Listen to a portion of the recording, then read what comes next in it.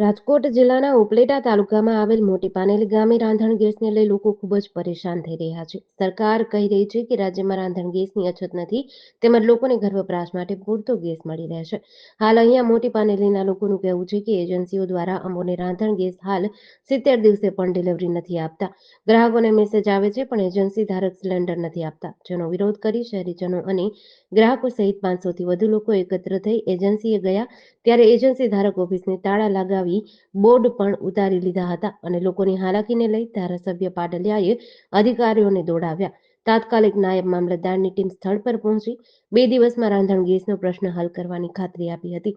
લોકોએ જણાવ્યું કે જો તાત્કાલિક આ પ્રશ્નનો હલ નહીં આવે તો ગામ બંધ અને ઉગ્ર આંદોલનની પ્રતિક્રિયા વ્યક્ત કરી હતી.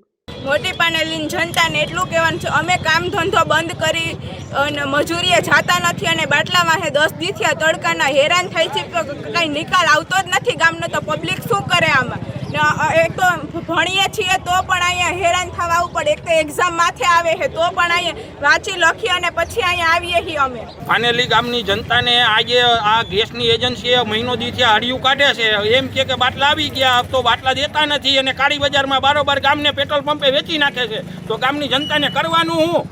આ કોઈ જવાબ દેતું નથી પબ્લિક ને કાંઈ. અને બોર્ડે ઉતારીને લઈ ગયા છે તો આ કરે છે હું એજન્સી વાળા એ ભાઈઓદરને બધે મળે પણ ગામની પબ્લિકને મળતું નથી. તો એના માટે તાત્કાલિક આનો જવાબને રિઝલ્ટ આપવા નમ્ર વિનંતી. ગત 8 તારીખથી મારે ઓનલાઈન બાટલો રજીસ્ટ્રેશન થઈ ગયો છે. 8 તારીખથી ને 8 તારીખથી રજીસ્ટર થઈ ગયેલા માણસોના બાટલા હજી સુધી અહીંયા એજન્સી દ્વારા આપવામાં આવતા નથી અને ગામની પ્રજા હેરાન થાય છે.